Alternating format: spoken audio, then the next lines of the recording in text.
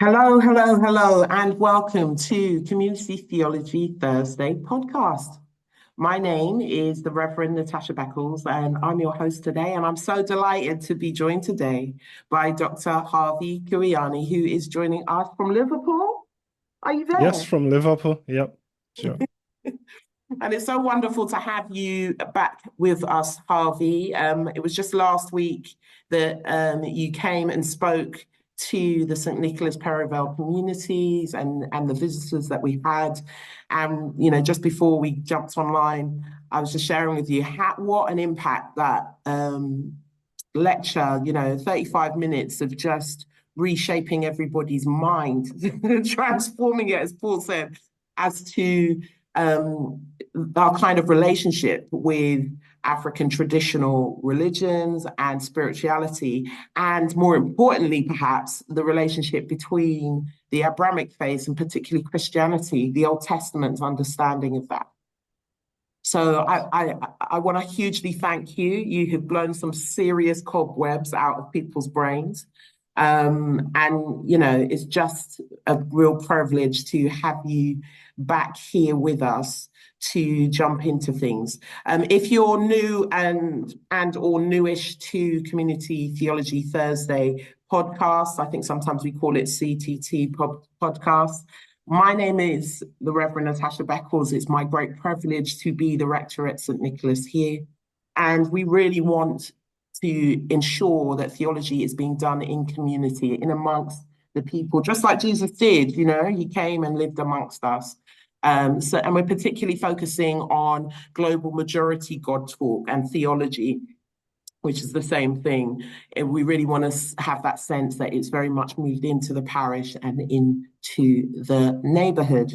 But before I jump into it, all I want to properly introduce our guest, Harvey Kwiyani, hails from Malawi. He currently leads programs in the Church Mission Society in Oxford and also runs a master's program in African Christianity. Dr. Kwiyani has two main passions. The first is Christian mission in the West and the need to embrace the work and witness of the many Christians who have come from Africa and the diaspora, as well as elsewhere, who are living out their faith in unique ways in the old Christian heartland of Europe.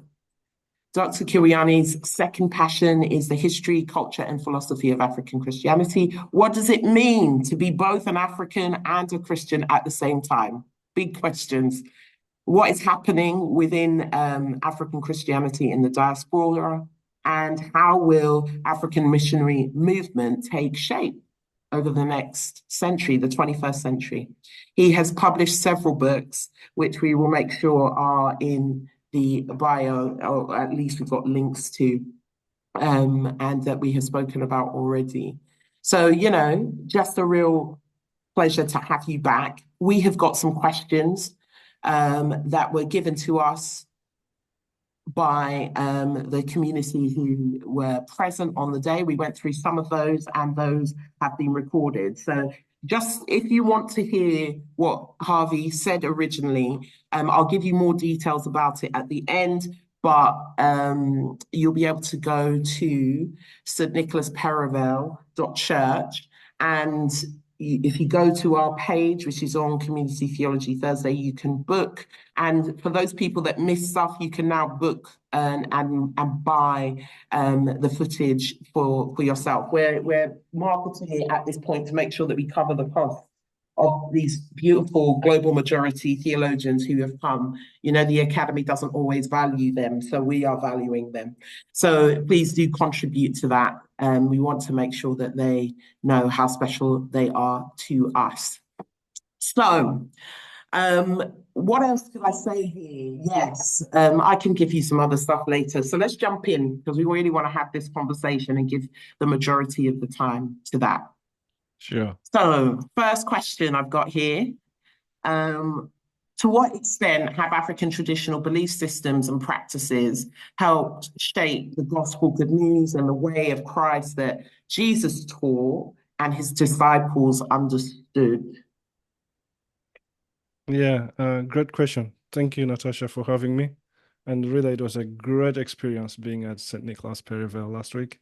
I really enjoyed it. That was the Mm. first time I talked about African religion in a church setting. Wow. I've taught the course a few times. So I mean, I know how to relate with students around the topics, but having a chance to speak about it in a congregational setting, that was the first time, and it blew me away. I really enjoyed it. I mean, I hope it's something that we can do more often You're with welcome other back. churches. They were clamoring. Thank you. I mean, I think on the one hand, we need to remember that the worldview that we see in the Bible, the worldview of the Jewish people, recorded Old New Testaments, is really much closer to the African worldview than it is to the European worldview. So the way Jesus deals with demons, for example, that's not strange to Africans. we live in that world. Our world includes spirits and includes evil spirits that have to be cast away. That's normal for us.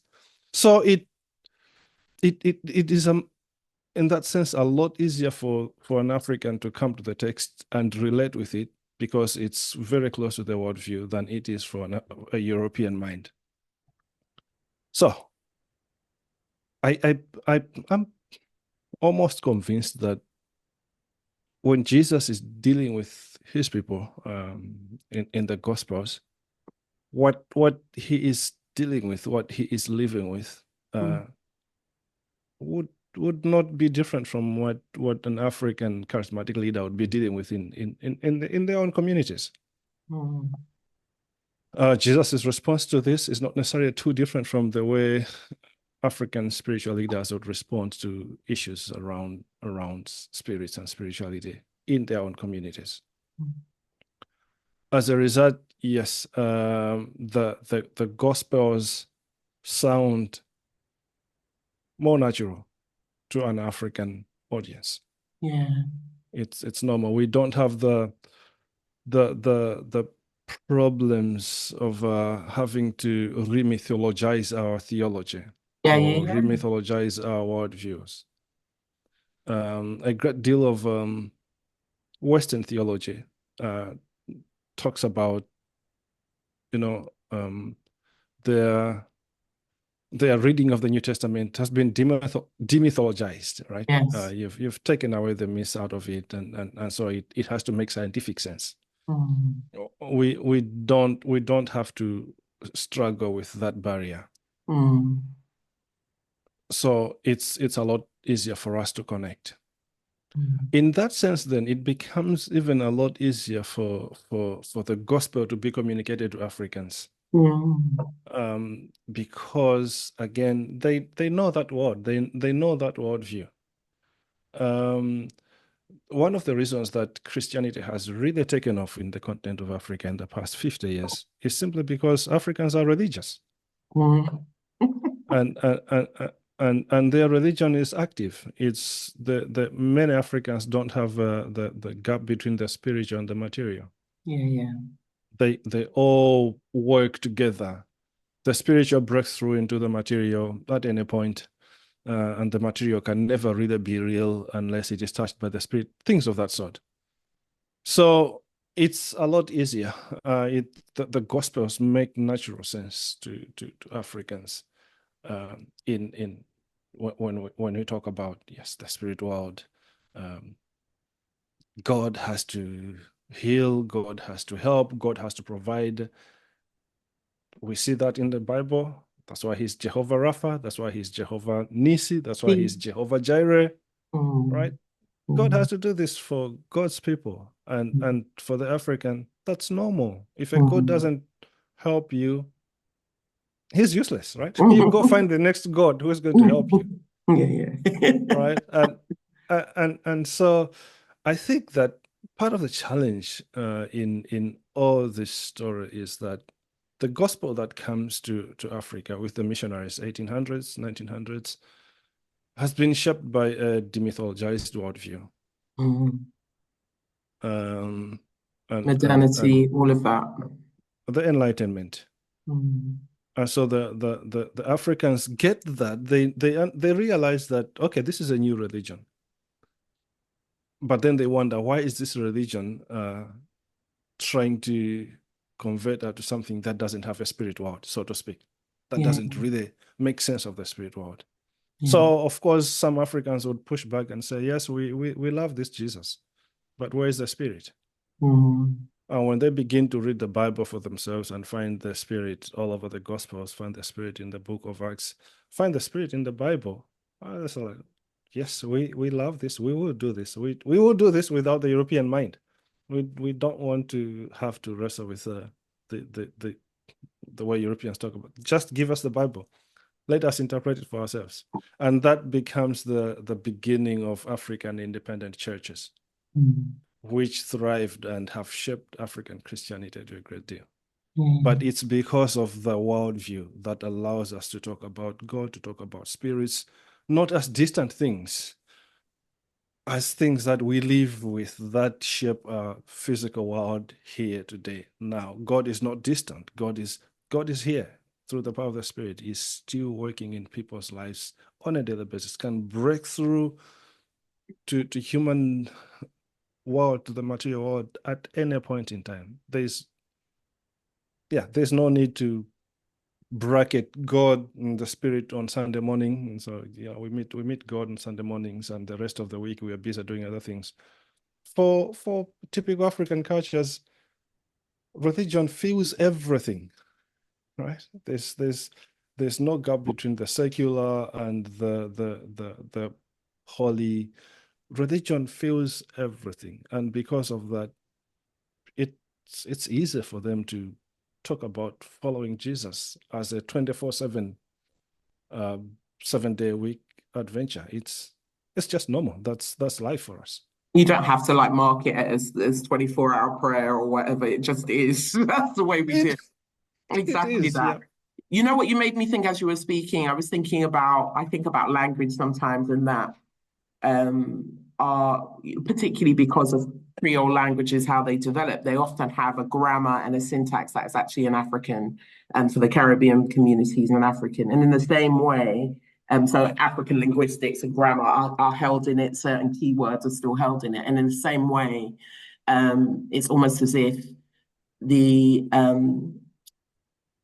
Old Testament has an African grammar underneath it in its kind of imagination, in its kind of cognition about how things fit together, how the worldview of it fits together. And I thought that did a lot, because I've always felt that a lot of our philosophy, whether it turns up as, very traditional, takes a village to raise a child, or emancipate yourself from mental slavery, there's a kind of thread between these philosophies that all of our communities hold, which means that we really connect with the Bible very well. Is justice narratives. You can see, Carlton was here talking about, the rebellions that happened in the Caribbean and in South America were because that was their interpretation of what the Bible meant to them, and you're going to have to respond to it in this particular way. And it has a grammar, it has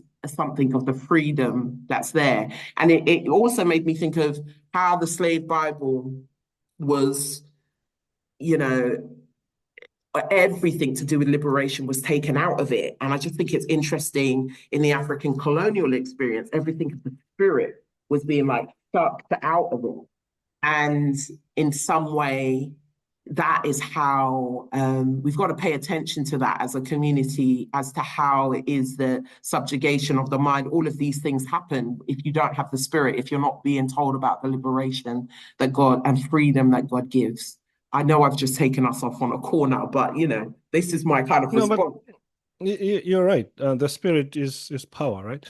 Mm. So you can evangelize people, give them the rules, but withhold the source of the power itself. In And fact, that happens in the New Testament, isn't it? There's people that have been told about Jesus, but they haven't received the Holy Spirit. And yeah, this yeah, kind of liberation, where the Spirit of the Lord is, there is liberty. Put sure, it that sure, way. sure. I mean, Okay. there's a reason why one of the major stories of the Old Testament is the Exodus. right? Is the liberation of God's people. Of course, we realize that the Israel as a nation was born in Africa, but was born into slavery. Yeah. And so the liberation of God's people, the move to the promised land shapes how we relate with God. That the journey is always out of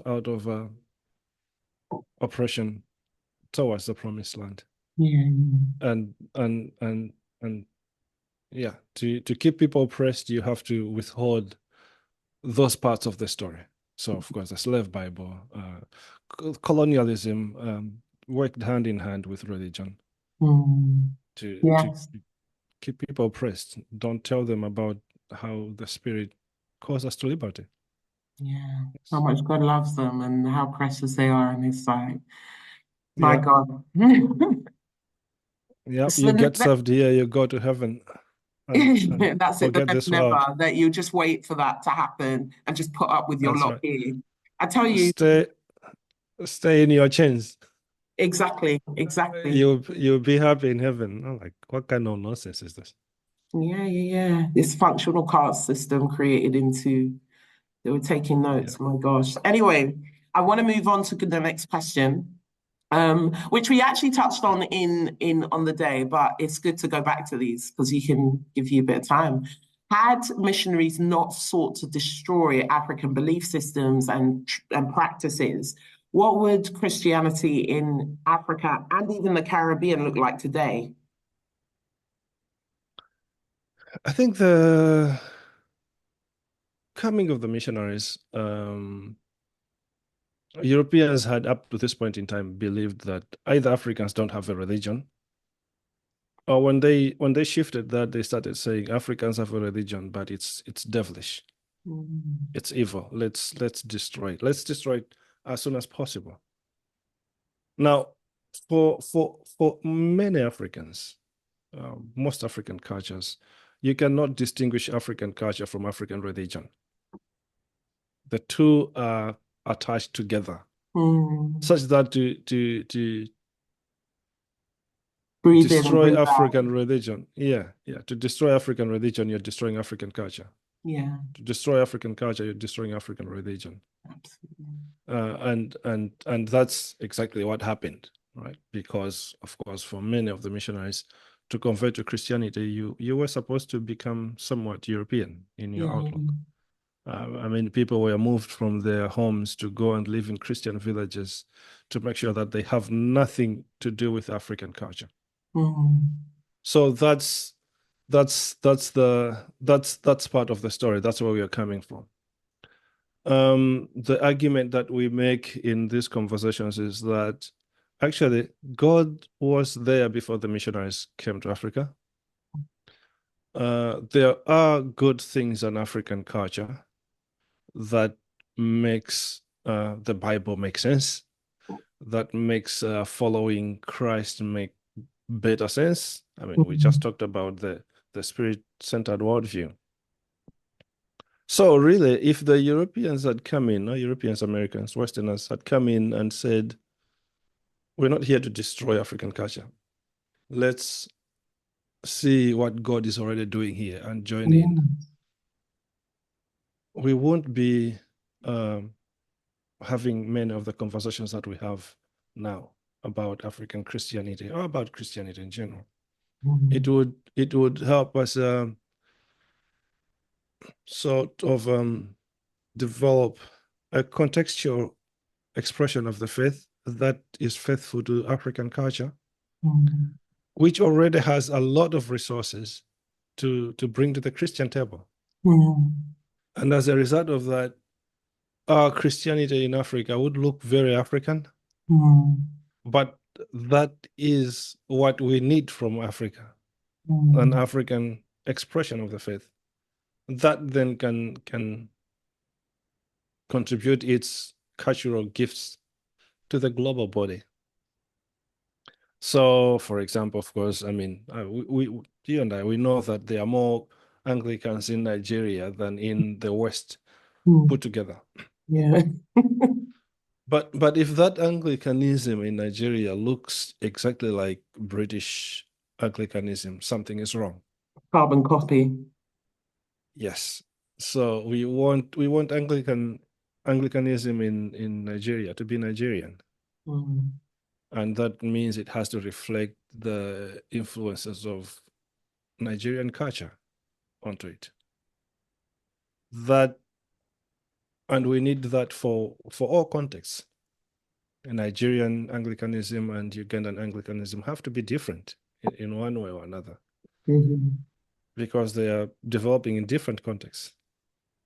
They have to be in conversation. They have to share their gifts. Same with Nigerian Anglicanism and Jamaican Anglicanism, right? Developing in different contexts, reflecting the cultural issues that shape those communities, and yet in a conversation with one another to share the gifts that God has given each one of them.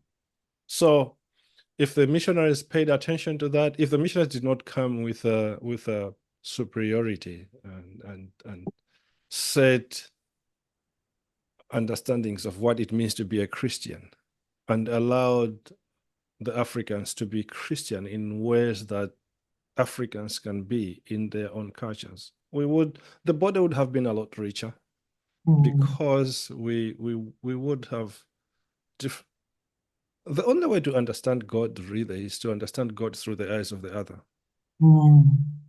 Right? And when we understand God through the eyes of the other, we have a better picture of what God is and what God can do. And the superiority of the missionaries made them not see that. They thought of everything African as evil. As I said, African culture and African religion are basically the same thing. So take everything take everything African out of these people so that they can be good Christians. But what was needed was actually let these people be African as they can be, and let them follow Christ. And then together we can learn about Christ, we can learn about God from different eyes, different lenses. And that's the beginning of your basic systemic or systematic theology, that there is something about just being who you are, in the Harveyness, in the Natasha-ness of being fully who you are. And that's what, and I don't think we're even ready to take in how much, obviously the it's not surface, the deep violence that was going on physically, that has gone onto the land, that has gone onto the economics, what has gone into the kind of psychology of Africans and the African diaspora through this design. It was more than, just in order to be Christian, this is how you have to be. In order to be human, this is how you have to be. And that's the bit that has got us participating in it. And I can remember there was a guy that was at our talk, and I mentioned to you, we met in a barber shop having this big argument about this, with my barber like telling me, sit still or your cut is going to be a mess. But in terms of, we must do a talk in the barbershop. It will happen in Jesus' name. But I really feel like Christianity is like a Benin mask in the middle of the British Museum. It's like it's completely cut off from the community that it was started off at. And now you have to come into whiteness to visit it, when it's actually your spirituality, and I feel that we need to have these conversations with our young people, because from the mouths of babes, they're like, Christianity is a white man's religion, because that's what it became. But it's quite a powerful kind of process or image to think about, that actually, in amongst all of this violence, what was, in the same way that all of these ancient empires, they would always take something from Egypt to prove that they had that power now. And they take the spirituality, to take a Sardosia seat or whatever, that is the very heart of the community. It's like taking the art, from Israel. Like, you don't have an identity without this thing. And so until we get a better relationship with our understanding of our relationship to Christianity, to the Abrahamic religions, as African people, as the African diaspora, on a certain level, it's almost like this horn that is holding your head down all the time spiritually, because we're frightened of people talking about our ancestors because some white guy came and said, "Oh, that's ancestor worship and it's illegal in whiteness." And I just can't wait for us to get to the point that we're like, I don't really care what whiteness does or says. And this is why I'm a big girl for Toni Morrison, just not centering it. There's no time for the distraction of it. But it's the Yeah. violence that it has done to all of these communities as we try and work that out. And this guy that I in the barbershop, go back to the barbershop, Natasha, his perspective was that, the type of church that has grown up in Africa and in other parts of the diaspora is so capitalistic. I mean, people queuing for this, you pay this amount for this kind of prayer, and it depends on, it's tithe dependent. And my kind of argument with him is that's because that's where it came from. If you've got the Anglican Church selling people to, start its own bishoprics and all the rest of it, that is the mentality. But it's the critique and the audacity of whiteness. You're in the in college, and people want to tell you that, oh, prosperity gospel. Prosperity gospel is the very heart of Anglicanism, babe. Because you're selling people capitalism. I will maybe write a doctorate on it, but we have more commitment to John Locke on what makes personhood than we do to the Imago Dei. And Yeah. that's a problem, people. And Yeah. in between that, you'll hear deans talking absolute nonsense about how they will never teach Black theology, or, and you're just like, all of this idiocy got one running round from people. My mother always said, Natasha, no matter what, you cannot grow up to be an educated jackass. You must, yeah, I'm She laughing, is but wise.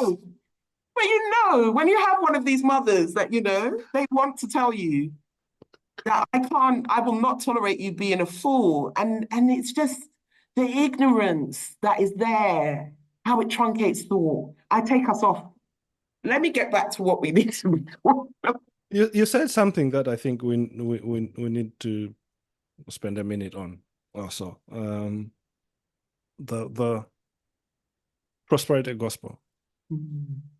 But before we go there, when I taught at a university here in Liverpool, I had my students read, and it, I think for that class, I never had an African, I never had a Black student. It was all Wow. white students. I had them read Chinua Achebe's Things Fall Apart. Yes. And it blew these young minds away. Mm. Of course, to see that an African is writing that in the 1950s, but to see the story itself, how when the missionaries took hold of the religion, it disintegrated the community. Yeah. So when it says strike at the center and then everything falls apart, it's the religious system. Yeah. It's the religious system that has held these people together. And once you discredit that, once you destroy that, it becomes difficult for the people to hold together anymore. Mm. So that I think is critical for the way we understand African communities. That religion is deeply important to these Mm. people. The religious systems are what make these communities Yeah. be Makes the who they world go are. round. Yeah, sure. Um, and then it that religious system is replaced by a new religion, so to speak, that probably only works on Sunday mornings or something like that. It just doesn't make sense to these people. Like, why would you trade this thing for that? Mm. Just, but so in that world, the person mediating between the human community and the spirit world is very important. Mm. The spirit medium is just as powerful as the political leaders, so to speak, Yeah, yeah, or yeah. probably more important than the political leaders, because he is standing in between Who humanity and divinity, so to speak, right? But in that world, in the world of African religion, these capitalistic tendencies that we see in Christianity would be almost impossible, because, of course, yes, people are trained, that's culture, that's religion, that people bring gifts to the temple, bring gifts to the shrine. But those gifts are not given for the shrine priest to put in his account. Yeah. They are given to the community, Mm. right? And it's through those gifts that then the medium is able to connect with the spirits. You don't go to your shrine without a chicken, or without a goat or Mhm. something like that. That's normal. That's people's lives. But it's not being given to the priest for their own personal, you know, riches. Yeah, yeah. It's for the community. It's for everybody. So normally those gifts would go back into the community, Well, it's exactly right? like They are Eucharistic communion does. It's like this food has yes, come, it is blessed, and yes, then it goes out for the same yeah, people. yeah. And so um, capitalism shows up Mm. in Western Christianity. And now people bring all these gifts to their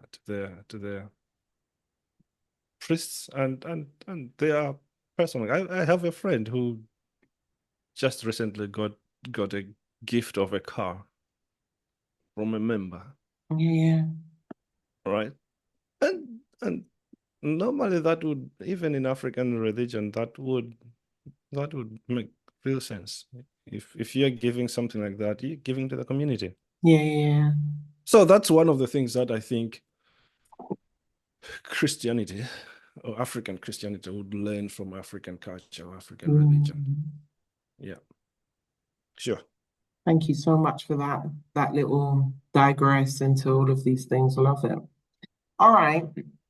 The next question. What was the role of syncretism in furthering the spread of the gospel by Western missionaries over the past 2 centuries? Can you give examples of how this syncretism continues to manifest itself in churches in Africa, in Caribbean, and their diasporas today? Now let's just put it out there. There is no pure expression of Christianity anywhere in the world. Everywhere you go, Christianity is syncretistic.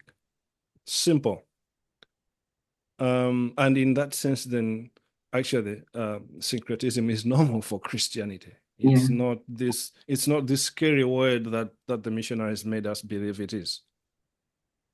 Actually, when done well, Christianity has to work with the cultures wherever they are so that it can look like the cultures around it. yeah, yeah, And that is not possible without cross-pollination between the cultures and the people's expression of what it means to follow Christ in those cultures. yeah, yeah, yeah. Now, Europeans or Westerners with Americans thought they are bringing the pure gospel, possibly not realizing, but I suspect they did, that they are bringing the gospel in Western clothes, that the gospel looked Western, and they wanted everybody to adopt the gospel uh, with its Western clothes as if it's just the gospel. Mm, And so if somebody tried to say, but that looks too Western, what does that look like in our culture here? They'll say, no, no, no, it's syncretism. Don't mm. do that. You just And have to not stick with this identify pure the thing. syncretism that they've already applied to it. That's right. That's right. So in a sense, in the missions world, when I feel like arguing with my missions community, I remind them that one man's syncretism is another man's contextualization. Hmm. Oh, of course, one woman's syncretism would be another woman's contextualization, right? That there is no real contextualization without wrestling with deep cultural issues. of the people that are doing this. And to some extent, that work has to be done by the people themselves. What Working does out it your mean to? salvation, walk it out together. Yes, yes. What does And it I'm mean to thinking of the be? Jesuits, actually. They had a period when they ended up not being in the favor of the Roman Catholic Church because, Mhm. they had made such inroads and they were critiqued for being this synchronistic type narrative. But their relationship was more, this is what the textbooks are saying, there's always a bias that is there, that their approach to evangelization, sharing the gospel mission, was more respectful of the culture. People learned the language, came to understand the ideologies. And to be honest, I think it's more like how Paul goes into Rome, into Greece. He really he seeks to understand the environment that he's in. Sure, sure.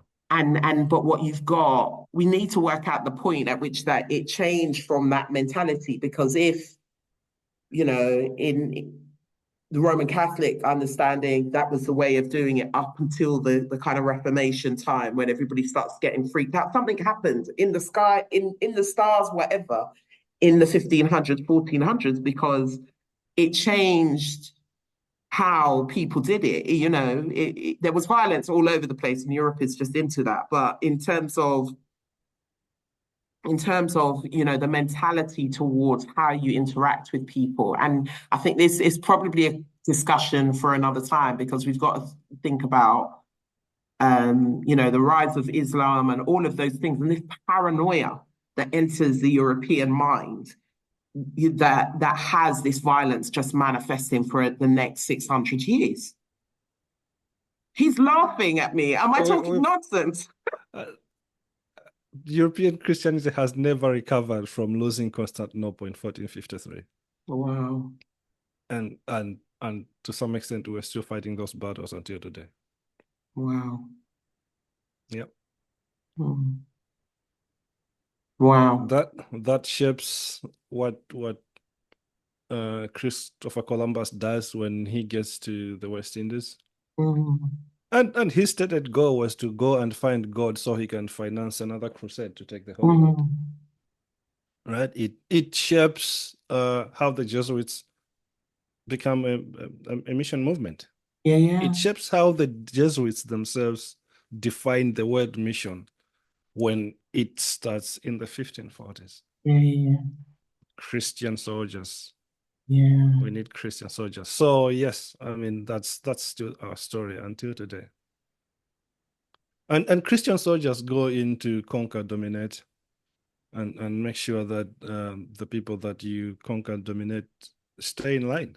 And how Yeah, do they stay in line? They have to follow Christ the way you know how to follow Christ. They cannot improvise. They cannot contextualize. yeah, yeah. So contextualization becomes syncretism, and syncretism then is frowned upon. You're not allowed to be syncretistic at all. Yeah. But yet, of course, European Christianity is syncretistic.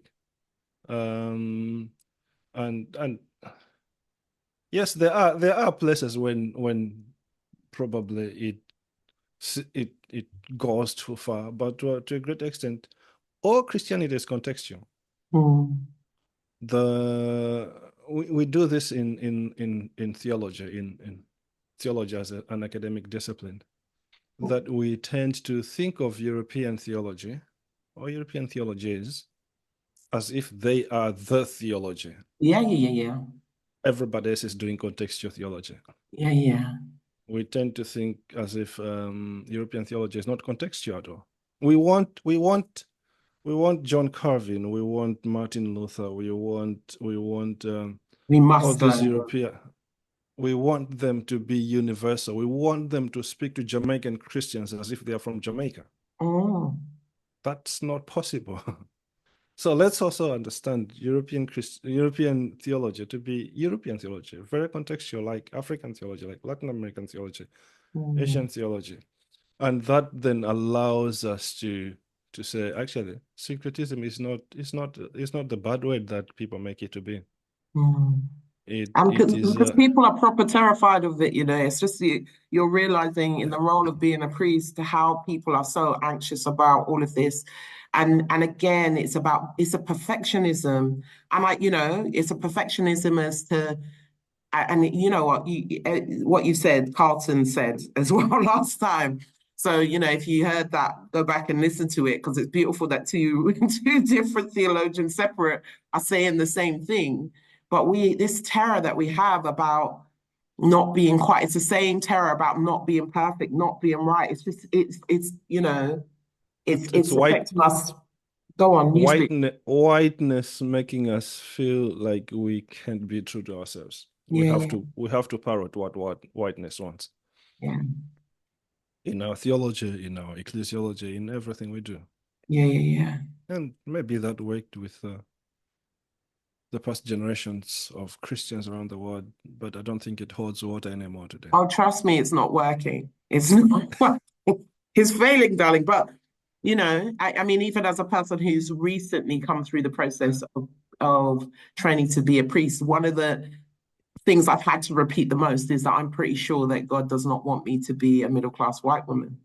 And if this process requires me to become one, let's stop. I'm good to get off, And you have to be rough with people about it because who else is defending what it means to be Natasha? Yeah. I've got to do that. I have to do that first because that's who God called me to be. And but you talking about it, that it's it's all the way through the stick of rock, all the way through. You must become like this Yeah. to be. And how it doesn't sound like the devil, I don't know how these people that sounds like the devil to me. One of the things that stuck me for the 10 years that I've been teaching theology is teaching African theology is the many African students that have come to me. They want to do a PhD. So they have a bachelor's, they have a master's from somewhere. They're from Africa, somewhere in Africa. Maybe even from the African diaspora. And then I asked them, what African theologian have you read? What African theologian informs your work so far? And they can't mention one. Not one. They will be experts in I mean, I've read a lot of Luther, I've read a lot of Barth, I've read a lot of Calvin, I've read a lot of N.T. Wright, I've read a lot of. I know these people are good. I'm not saying don't read them, but read at least read one African theologian if you're going to do a PhD in theology or something like that. Something like that. Yeah, sure. It's important. Anyway, don't get me into that. Ooh, thank you so much. This is such a rich conversation. I appreciate it. I hope people are getting as much from it as I am. Next question is, some would argue that some African belief systems and practices undermine spiritual, psychological, and even physical health. Could implementing Recommendation 32 do more harm than good and erect barriers to Christ? Heart question. I mean, it would be good to engage that person to understand what belief systems and practices they believe undermine spiritual, psychological, and physical health. I think I know the person who raised that one, and they're thinking coming from the African and African Caribbean diaspora. We have Shango Baptist, we have different manifestations that would be judged not as contextual but as synchronistic, and the mental health of certain people in that. So if you're going to church, but there's a member in your community that is a Shango Baptist or is practicing a different version, that's outside of the prescribed set, whatever, and their mental health, the way that their spirituality frightens them or seems to kind of really dominate their mind to the point that, I mean, even you said it when you were talking about, if your chickens are dying, what spiritual, and there comes a point that it might be because you didn't feed them the right thing. boo. Mhm. Mhm. But if and you know we've seen it in communities where rather than deal with the issues that are presenting issue, you're trying to blame various other things. And it's the Yep. human condition. Wasn't me, it was the Yep. wife that you gave me, is to find somebody Sure. else to blame Sure. for this situation Sure. rather than take accountability. And so, you know, your mental health does depend on those things of accountability, of responsibility, of being aware of those things. So maybe that's helping to unpack it a bit more. I think that as I said earlier, for many Africans, religion feels all of life. It's we say the whole of a person's life is one long spiritual journey. There will be moments of intense spiritual activity when you hit puberty, when you get married, when you get your first child, Mm. death. Those are moments of intense spirit, but the whole of Mm. life is one long spiritual journey. And actually, we could use the word religious as well in that context. That the whole of life is one religious journey. There Mm. is no place in the African understanding of life where religion can't go. We don't have secular spaces. Mhm. Yeah, yeah. And because all of life is a religious journey, all of life is a religious experience, it means then that our understanding of religion has to be holistic. It's not just a spiritual exercise of trying to connect with God. It is to Forms do with what you do with your body. It forms what you eat, everything about us. Yes. how you Yes. eat, when you eat. Yes. Yes. Yes. All that. So of course, that means it has implications for our health, Mm. physical, psychological, spiritual, all that directly. Now, another key characteristic of this understanding of religion is that it is always communal. Yes. That the discernment is a gift to the community. The community descends together. Amen. You don't have to know everything. You don't have to see everything, but your community will be able to see a lot more than you can see alone. So Mm. you have to work with your community to see things. That takes away the role of the expert, Yes. and the community together becomes the experts on issues to do with life. Yeah. And life has to be understood to be religious, Mm. right? So all that together, which means then that actually when they practiced this well, it was very holistic. It took care of the community's needs. The land too. The land is home to the ancestors. You cannot do without your ancestors. Therefore, you take care of the land. It's an act of worship. If we mess this land up, where will our ancestors live? Mm. How Right? can you sell the land? Yeah, how can you sell the land? Oh, how can you cut away all the trees? Mm. Right? It's so that means that I when things go wrong, usually it's because we are trying to mix several things. And when if we learn from African religion, uh, it makes it it means that actually our approach to Christ, our approach to religion, our approach to the Christian faith will be holistic. And therefore, we will be able to use our spiritual resources to address our spiritual resources as a community. Nobody has to have everything, Yeah. but our spiritual resources as a community. um, to address the issues that come up among us. There is I see a tendency in African Christianity at the moment to try and mix things up to make Christianity work the way African religion worked without using the tools of African religion, Mm. without using the community, for example. Because it's still Without we impacted by individualism, isn't it? It's the That's whiteness is right. still there in the That's mind that you can do that's this by right. yourself. That's right. That's right.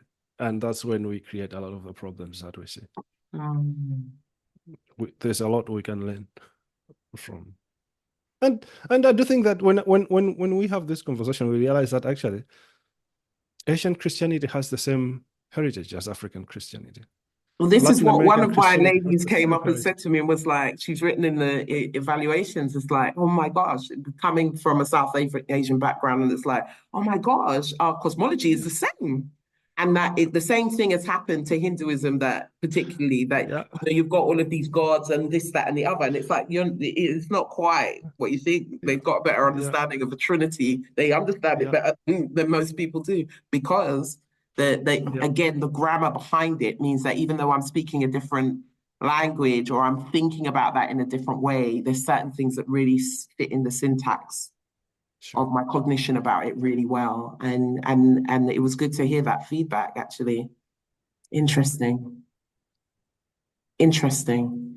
I feel full, man. My belly is like I'm just chewing all of this goosey. I'm gonna That's sleep good. hard after all of this. I'm telling you. Ah, All right, next question. We live in a globally interconnected world, which is changing very rapidly as a result of aging populations, artificial intelligence, climate change, and challenging geopolitics. That's the understatement. This is November 2024. It's an understatement.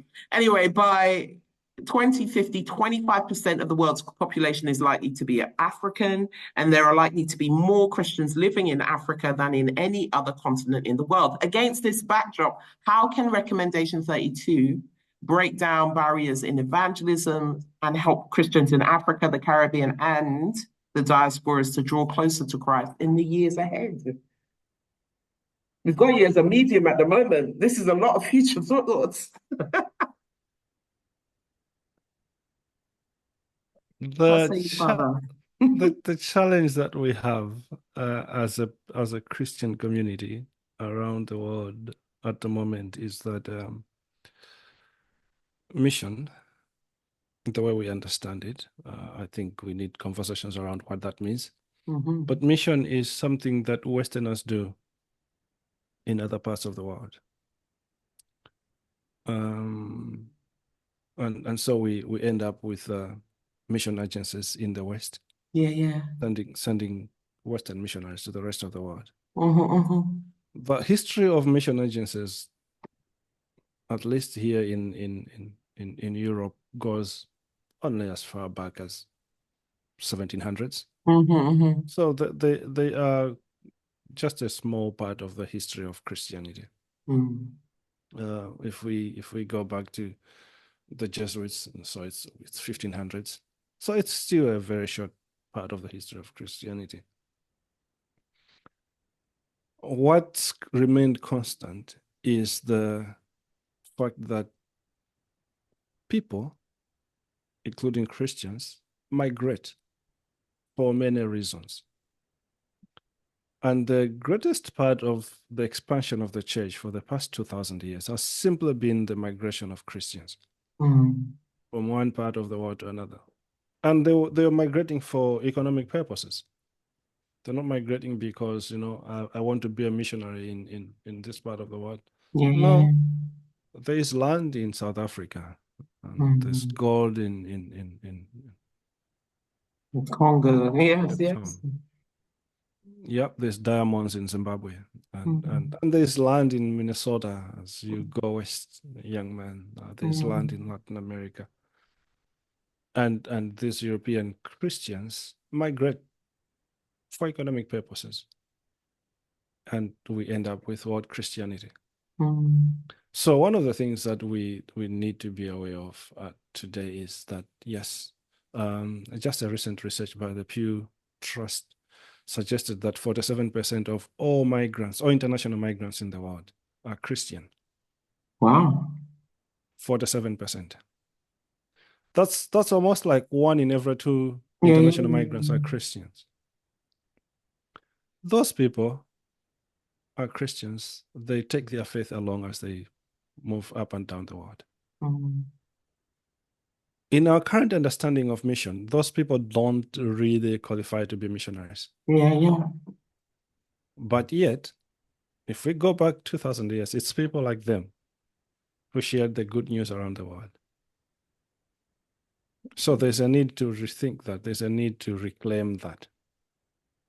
So that the widow, the orphan, and the foreigner, you know, this is where white saviorism comes in, isn't it? It really has this way of stripping or making you focus on the lack of this particular person and the burden, and you know, it's your burden to do this and do that. And it's a very toxic archetype, actually.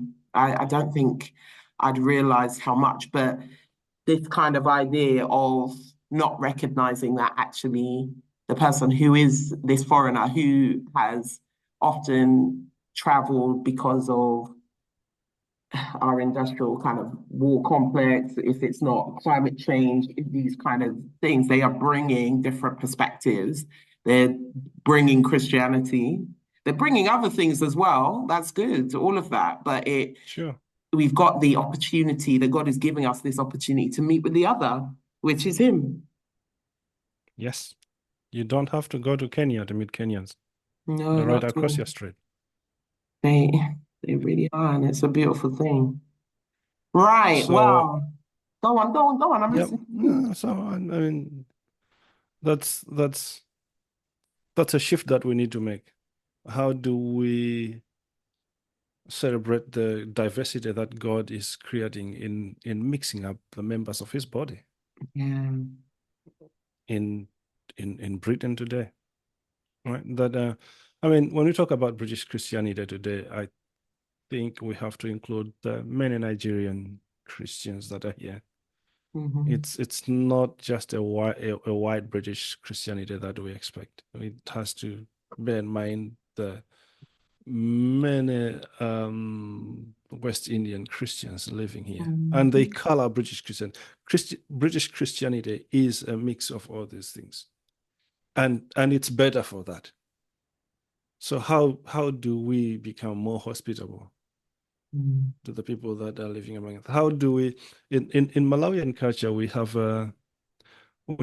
this thing that we do when guests come into a house. Oh no, first we we we we have an understanding that the value of a house is expressed in how many guests it receives. Right? That a house that does not receive guests is not a house. It's not a home. It's not a home. The Luther Right? So Vandross. yeah. So you need guests to come into your house. But when the guests come into your house, you have to be hospitable enough so that the guests can feel at home too. Yeah, And yeah. feel like this is home. And how do we do that? We expect that the guests will get involved in whatever is going on around the house. Mm-hmm. I mean, in speaking to an English British Western audience, we have a way of making sure that we pass the mic to the guest so that we can hear from the guest. Yeah, yeah. Because the guest may be the one who brings the gift that our Yes. community needs to thrive. Yeah. The guest may bring the foreign perspective that will unlock our community's potential in a certain area of our community's life. Mm. Right. So yes, we make space for the guest at the table. We actually invite them to help us Lay the figure out table, how get best to involved. make the food. Mm. Get them into the kitchen. Yeah. pass them a microphone. They've become part of us. Mm. We restructure to make sure that the gift is one of us. Right. And I do That think is that so it's different an image to all of the discussions that go on in the UK about who and who gets to sit at the table, that God's table is always open, but no, the church's table is not quite open in that way. it's not. And anybody would tell you the church over here don't know how to do hospitality, it's takeout or it's sandwiches. I don't want to, we're grateful for all of these things. But Sure. it's there's a convenience aspect of it, and not that understanding that is you can see in the Bible, the Old Testament. Three angels turn up, and well, he doesn't know that three visitors come up, and Abraham's like, Sarah, get this thing, kill this, do that, bang, Yes. bang, bang.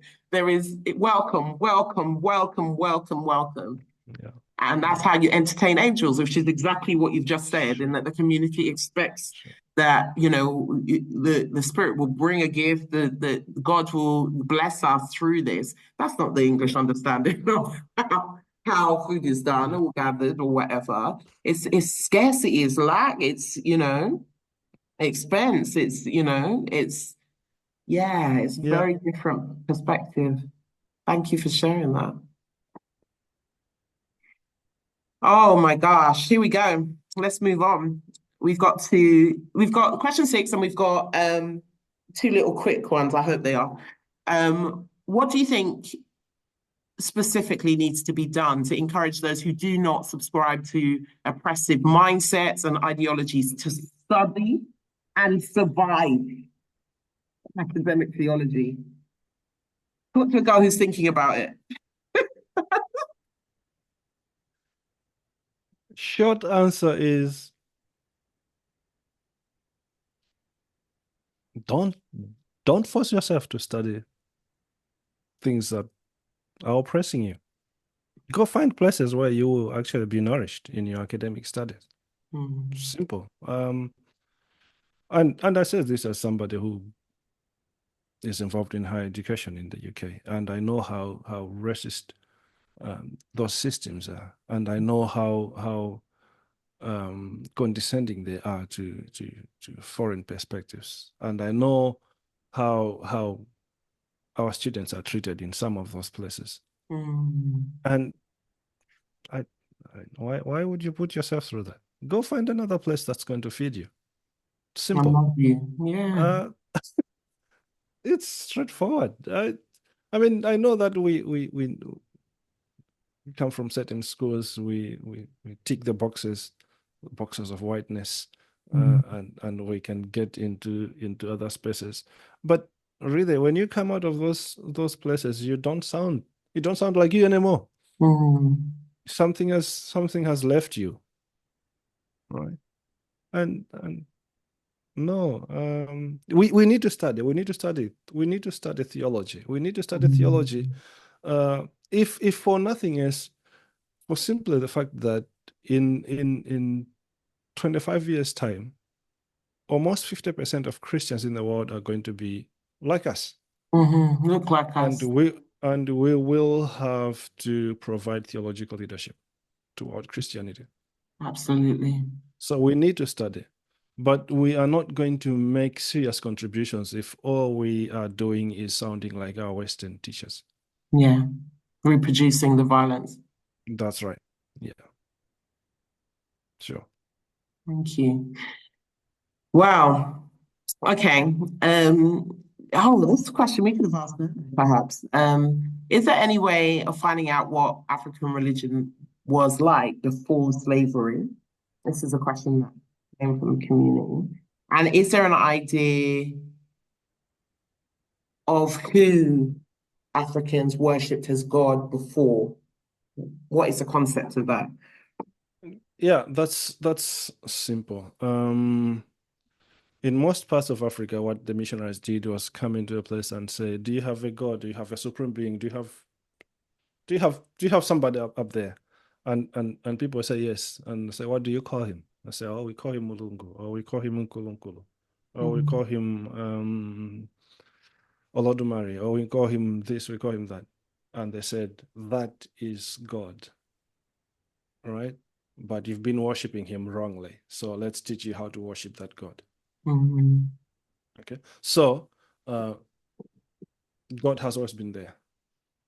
The simple explanation that people give for that is just the fact that for most Africans, God is the creator. Mm. And so the way you talk about the creator is defines how you talk about God. That somebody created this world and is not human like us. So Mhm. that must be God. And then they take the name for the creator to become the name for God. Mm. That's happened a lot around the continent. The way people have always watched, as I said, African religion and African culture are almost the same thing in many places of the continent. One hand People can't have clap. always people have always worshipped God, Mm. right? That worship reflects itself in a great deal of African traditional religion today. Many of them have resisted change. Many of them actually look like the way they did 100 years ago, 200 years ago. Yeah. Sacred shrines in Ghana, in Nigeria, in Congo, in Malawi, in Tanzania, continue the traditions that have gone on those shrines for centuries. Mm. So it's possible. It's possible to on the one hand, yes, religion, worship has always been there, and now it's possible to go into that history and find out how it's been done over the centuries. Yeah. Yeah. For some people, just even the idea of that. So, what should we be doing? On our trip to Ghana, we go to Amina's castle, we're doing all of this, we're asking to go and see, to meet with the medicine man that is there or whoever is, Yeah. Yeah. and to get an understanding. Before you get there, we can be reading stuff about Sure. Yoruba, Orishas, Yeah. all Sure. of these, Sure. trying to understand the kind of the place of the oracle, in the Mm-hmm. community Mm-hmm. is also something else. So there's work to be done because I think the way whiteness is in, I can maybe talk more to a Caribbean perspective about it, but there is an anxiety that's there because of what they've seen as not being very helpful through Shango or whatever it is. I don't want to label one particular group, but equally, some of our young people are moving away from Christianity because there's nobody there to say to them, you're doing Christianity that is without the spirit, that is full of whiteness, and there is another version. And maybe for some of those people on that journey, for the Western language is decolonizing Christianity. That's what it is. But for us, it's a kind of synchronizing with what, and I think there's a lot around.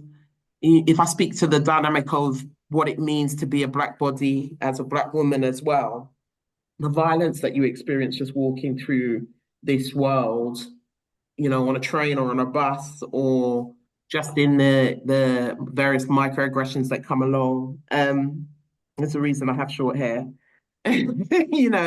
All of these things you that there really has to that what Christianity also misses. It's so not Christianity, but Western Christianity is so, because of its Greek kind of it's almost anti-incarnational in its kind of spirit is up here, the flesh is down here, one is better than the other. It's anti-incarnational and nobody seems to notice it. They want to describe the kind of Greek philosophy as the handmaiden.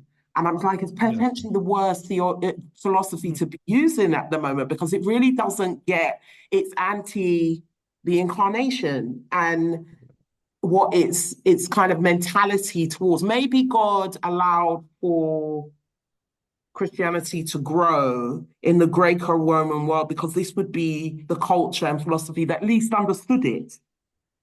Do you understand what I'm saying? Mhm. And but the way that when you're in the academy, it's like the Greekness is on high, it's on the shelf, above, dusted down regularly.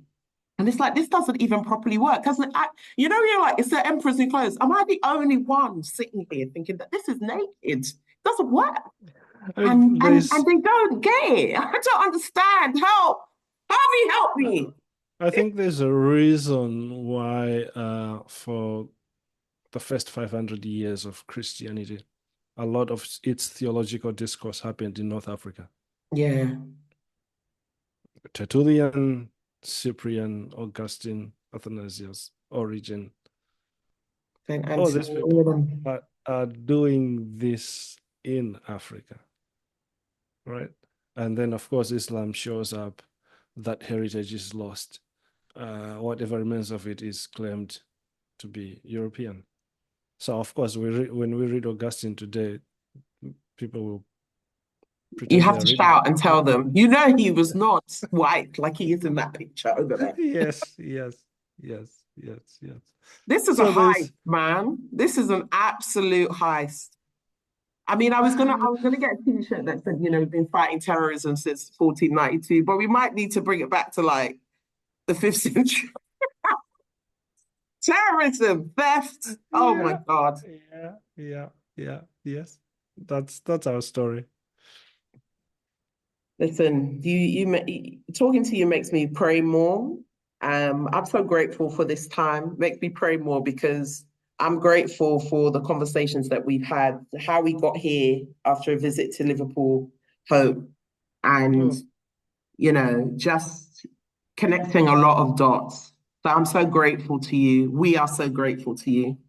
Um, you know, my church is enriched because you came, and you are so welcome to come back again because they can feel the conversations. It's, belly food, soul food for the heart, awesome. the soul, and the mind. So, people, this is many thanks. You can hear my thanks for our speaker, Dr. Harvey Kiriani.